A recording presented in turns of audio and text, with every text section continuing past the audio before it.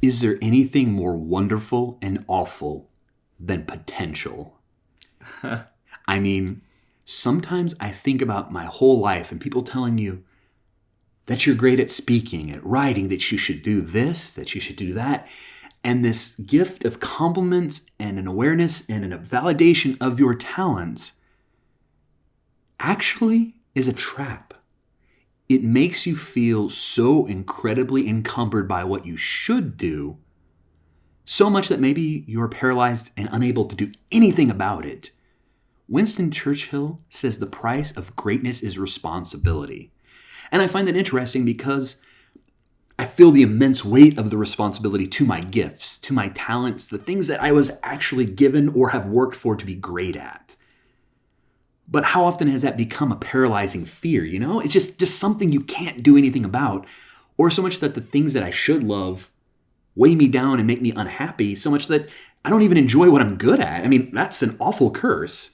And that's what we're here to talk about. With great power comes great responsibility. With great gifts that we all have comes a responsibility to see those gifts come to life in some form or fashion or other. Whether it's we turn them into our main hustle, that we provide food on the table by them, or whether we just simply use them as a creative outlet that brings us joys and fulfills us. As we're here to pave the way, talk about how can we understand what those gifts are, and how can we create a plan that can take us from where we are right now to where we can start seeing those gifts not only bless ourselves, but bless the people around us.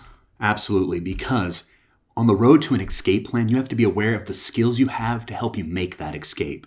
Because with that great power comes that great responsibility and an acknowledgement of those gifts.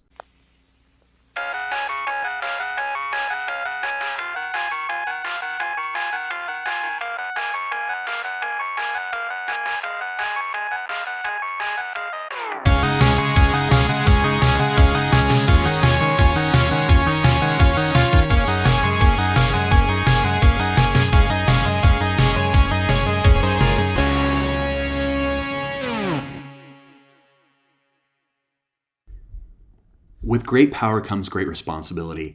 The funny thing is this quote has been in my life since before I can remember because I love superheroes. And for me, the introduction was from SpiderMan. Many people, I think that is the kind of common pop culture interface with it, is whether it be the movies or the cartoons.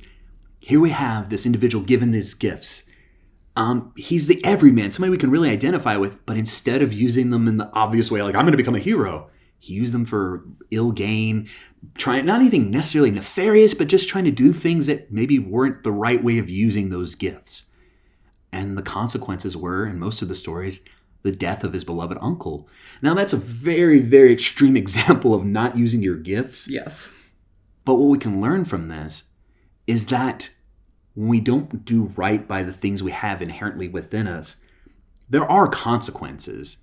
And that can mean that you are using those gifts. You could be a brilliant musician, but maybe you just want to do it for you and the closest people to you. And being on that stage in front of a massive crowd where some people think that is the pinnacle of success, being in front of the Super Bowl, like those kind of massive things that some people only dream about could be the biggest curse and painful thing to you because it's not what brings you joy.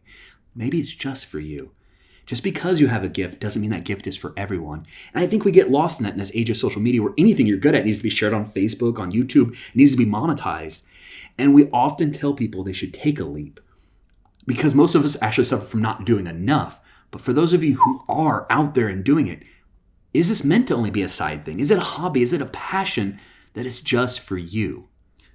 Well, that's something that it's almost like the highest pinnacle, right? Is we see someone who has such incredible talent. There, maybe it's a street performer or a good friend of you who likes magic. I don't care, whatever. You see such incredible talent to them, and it's almost like our highest compliment we can give them is, you need to turn that into a career. You need to turn that into a business. You need to make money off of your craft. And why does that have to be the highest pinnacle? For me, for example, when I was looking to figure out what I wanted to do, I was trying to find a calling, right? And that's part of what we're talking about here, is aligning our skills, our passions, the talents that we have with that calling. And as I was in middle school trying to figure out what am I doing, what do I want to do with my life. I first wanted to do music. I wanted to do music composition because it had such incredible impact to me that caused me to think, to reflect. Music has a way of evoking feelings just by the cacophony of notes that come together. But as I kept progressing through school, I continually got more and more frustrated as I put more and more pressure that this was going to be the thing that was going to fulfill me. This was going to be the thing that was going to provide money for me and sustenance. And it wasn't until I changed perspectives when I took an animation class. I was like, this is it. This is what I want to do, because I can be like Pixar. I can tell stories that are going to impact other people. That all that pressure on music went away. But I still play the piano. I still play music. But now it's a gift for me. It's something that I enjoy. I often say it's like writing a diary for me. It's how I express myself. And so not only is it a gift for me, but now it's a gift for my family. Because I can sit at the piano, play it as my wife's doing whatever, listening to it, enjoying it. It doesn't have to be out for the world. I may never write a single song or whatever, but it's there. It's something that I enjoy. And that's something we have to recognize as we are trying to figure out what is our calling. What do we want to do? Is certain talents that we have, is this something that I can see myself really going full on monetizing through it? Or is it simply something that is meant to just be a hobby, something for myself? Well, and that's the thing. These gifts have to be served because they are something that is a part of you. So they need to be acknowledged. They need to be, nurtured. But I think one of the advice pieces, regardless of whether you should or shouldn't do it for money, is that you should never try to do it for money. Yeah. Money should be the byproduct of that greatness and that trying, if so that you want to. Even for us, I've been told that I should have written apparently a lot of great American novels by now. But to me, is even the novel what I want to write? I just love to tell stories. And some of that might be talking to you and sharing and relating through our board games and all these other things that actually bring me joy. Because to me, writing is writing and storytelling. I don't need to do it in the way that people think that would be the best way to do it. That doing it for the joy and the ability to connect is what drove me and continues to drive me. But if I thought I had to do it if I'm imagining myself getting paid by word, it just starts to become this great pressure of, okay, well, how do I copy another person and be just like Stephen King, just like J.K. Rowling? How do I be something that's not me so much that I'm comparing myself to greats that I don't even, if I ever became great, would not be my version? I need to be more concerned with what brings me joy in this experience. And when we talk about a calling, is the calling could be consistent of your love of music and my love of writing and the combination of all these things, but we're not putting all that weight on that one talent. Because I think that's the interesting thing with that power and responsibilities. How do you bridge all these tools and passions together to be the strengthening factor towards you getting the things you want? Because I think I know that in the beginning of this process for us, everything we wrote blog-wise and every video we did, we tried to put everything we've been talking about for years into every video. It felt like, how do we say everything in 10 to 30 minutes? And the thing is, you never fully connect because you're all over the place because you're putting all the pressure in that one moment. But we have tons of these opportunities. And the more we do repetition, the more we have these conversations where we realize we can be that way. And I want you to remember that. Not one song is going to win it for you. Not one art piece. Not one piece of animation or anything else that you may do. That one ice cream that you make, that flavor might be awful, but you have a chance to do it again and again. If you put all the flavors of ice cream together, I don't think it would taste good. Well, it's like when you do the tsunami or suicide, depending on what you call it, with the soda fountain. To me, it just tastes like bubble gum, which I don't really like the flavor of bubble gum. Right, because each of these things, when properly spread out, has a greater impact. We can enjoy them better. Yes, in those spare moments, some people really enjoy that weird mix, but I don't know anyone who would do it all the time. Sure.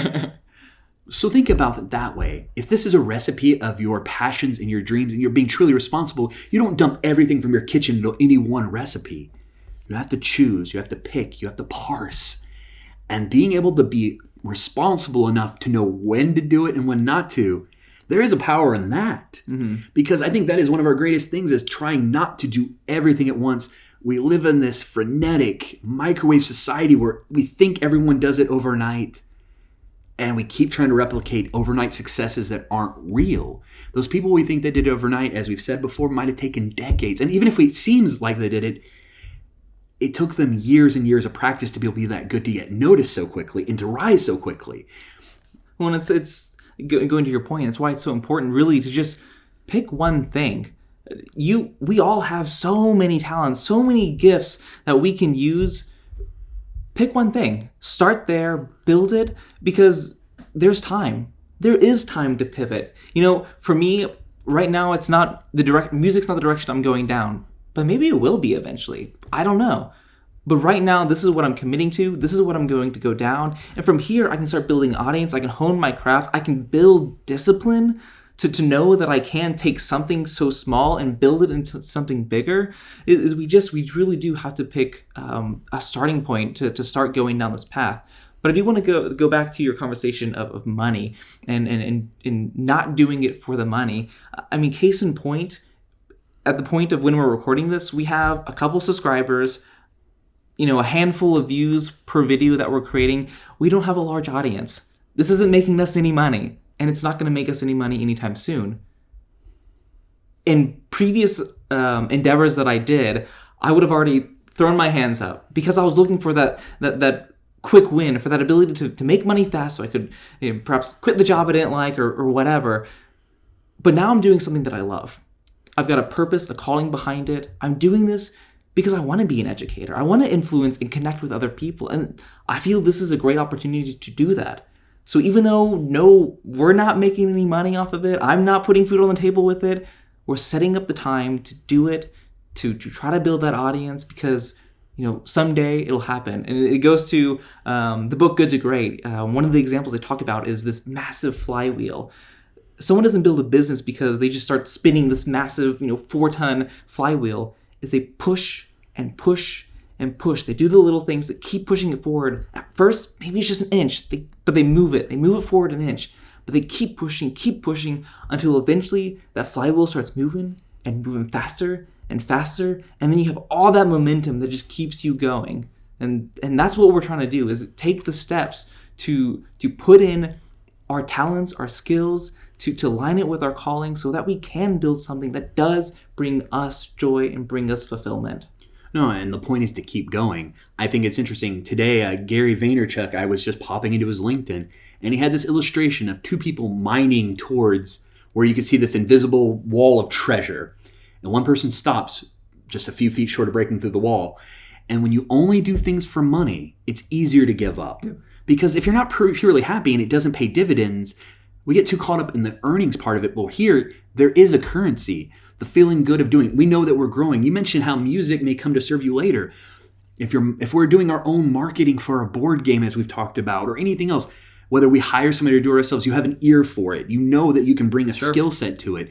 Voice actors and actresses, actually, a lot of them come from a musical background because speaking, especially for animation, has a musicality to it. There's a pitch. Mm-hmm. So while many of them may have loved music or wanted to be performers in that way, their love for performance and their understanding of that bridge together to give them a calling that they may have never even thought of. They didn't grow up going, I'm going to voice cartoons. But those skills came together and created a unique opportunity that most people don't get to do. But you only get that if you keep trying and keep growing. The education, the ability to be present. If you're out there making ice cream, for example, since we've used that example earlier, what does it become when you're like, well, I really love making ice cream, but somehow one day something melted really well together and people love my milkshakes.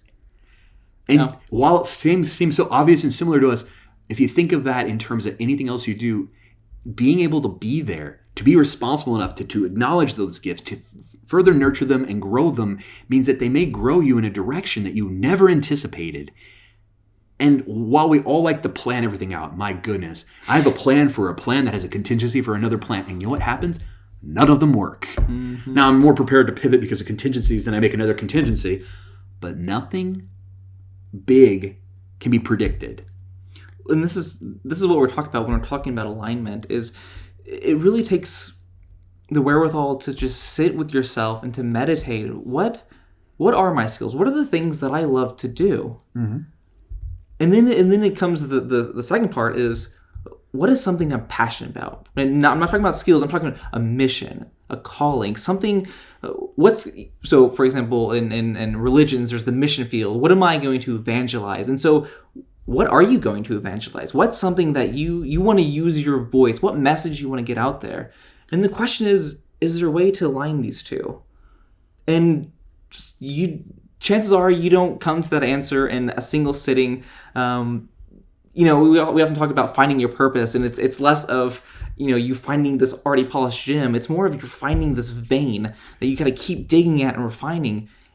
And that's what it comes down to, is we have to keep working, keep refining, keep understanding, keep reflecting, because eventually it's going to click. And we're going to have that clarity to know which path we want to go down to. But that's not going to come unless we do spend the time, unless we're willing to experiment, unless we're willing to fail and fall forward. But you've got to put in the work. And you owe it to yourself. That's the responsibility we're talking about. Your joy, you deserve this. You deserve to be happy, but you have to be willing to put in the work to pave your way towards that. Well, no, I mean, we began talking about SpiderMan. How easily it would be teenage SpiderMan to go be some skilled, brilliant athlete and go be a professional football player, basketball player, a guy who could literally leap out of nowhere. Uh-huh.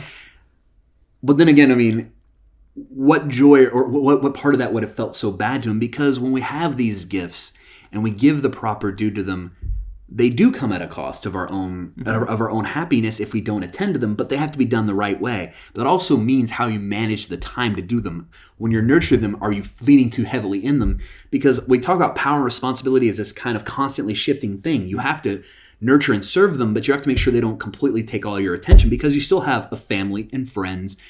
And like any job or passion, there is a work-life balance, and there is a need to adhere to the responsibility to making sure that these gifts don't absorb it, because I think so often we feel that dopamine rising when we succeed and we're good. How many people have careers? And like, I remember there was a time, to take a step back, where I worked for Dell doing relationship sales and traveling. And to me, there wasn't one part of my opportunity with Dell that brought me real joy, but I was feeling really good at being good.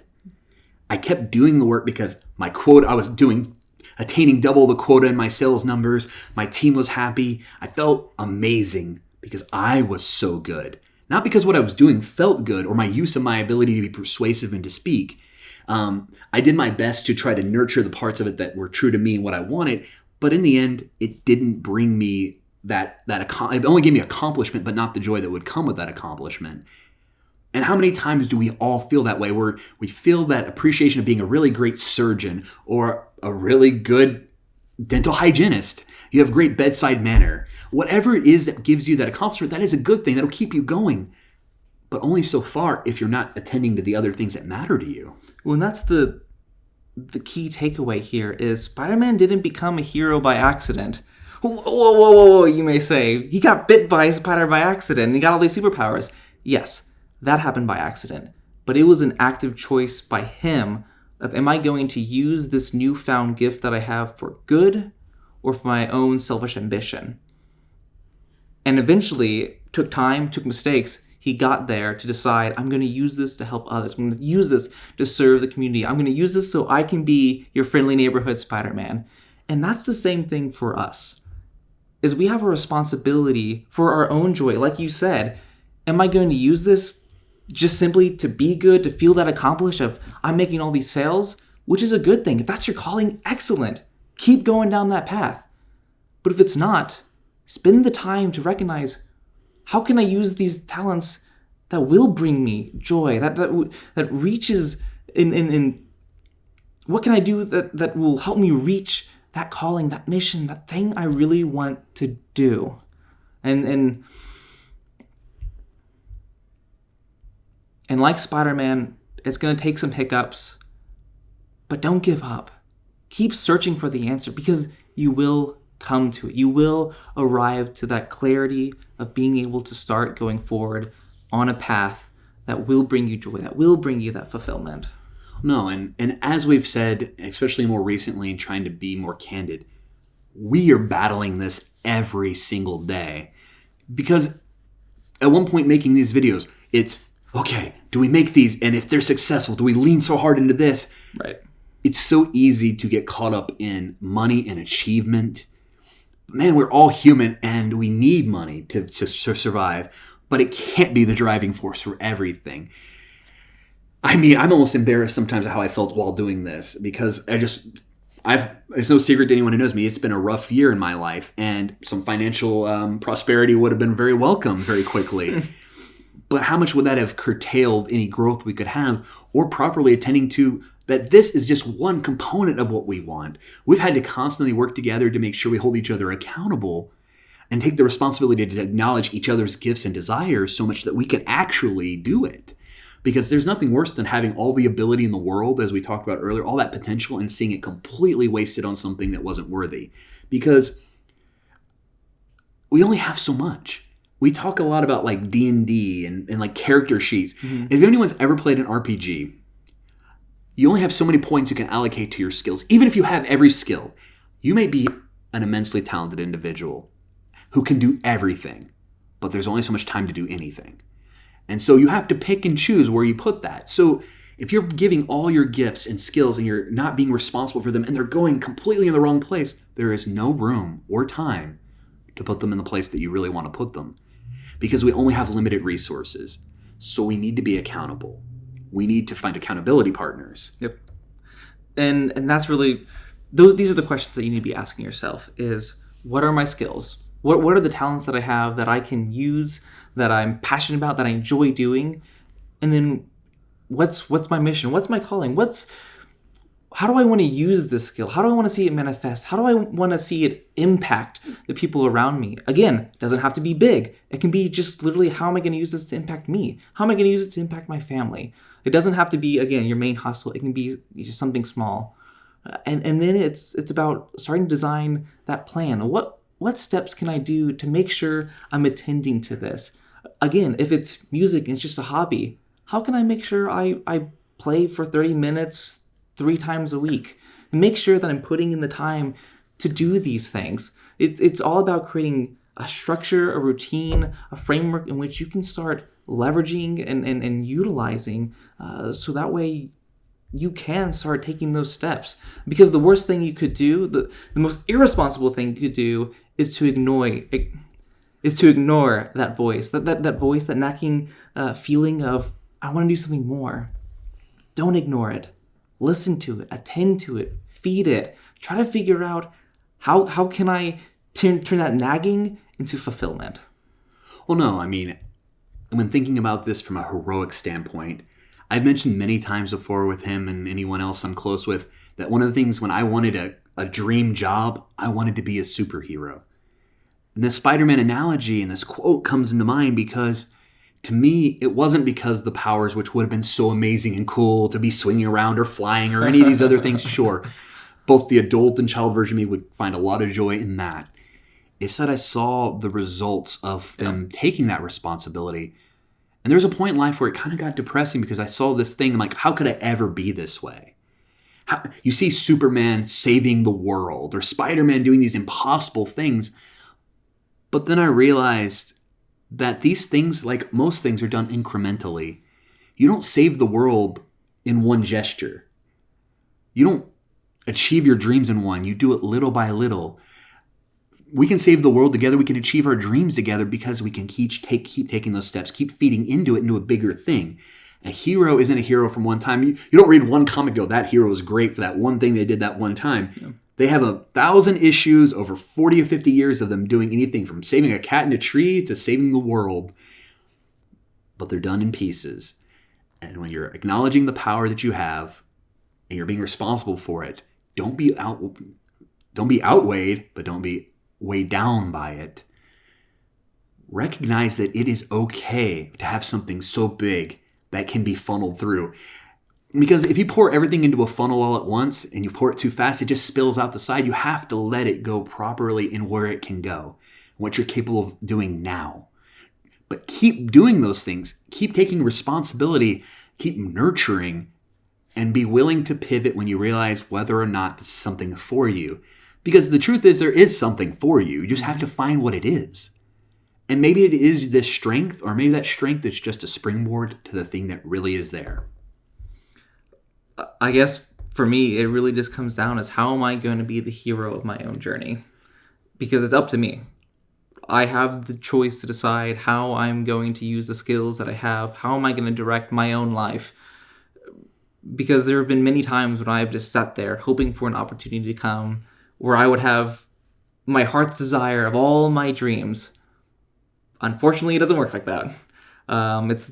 For me, I even thought, even though I knew better, that school would get me where I needed to be, that I would work hard in school, and then it'd be smooth sailing from there. Not even close. School taught tools, but life's a marathon. And me, have to run the rest of the way. That's hard work. That takes discipline, diligence. But I owe it to myself, I owe it to my family to try. And that's what we're talking about. Try. No, you mentioned being the hero of your own story. You have to save yourself before you can save others. It's like Brene Brown and other people say, you can't love other people until you learn to love yourself. You have to acknowledge what needs to be acknowledged and what you have to do to make it happen. This sounds like a bunch of word garble and junk, but simply put, we get too caught up in our impact on others and we don't always nurture and attend to ourselves. And we're too caught up in what other people are doing when if we put that same amount of effort and time into focusing on what we could do for ourselves, we wouldn't even worry about those people anymore. Because success is a really relative thing. You could have all the money in the world and be unhappy, or you could have just enough and be joyful and appreciative and take gratitude in the fact that you get to live each day washed over by the things that you care about the most. The biggest challenge is acknowledging which those things are and how to properly attend to them.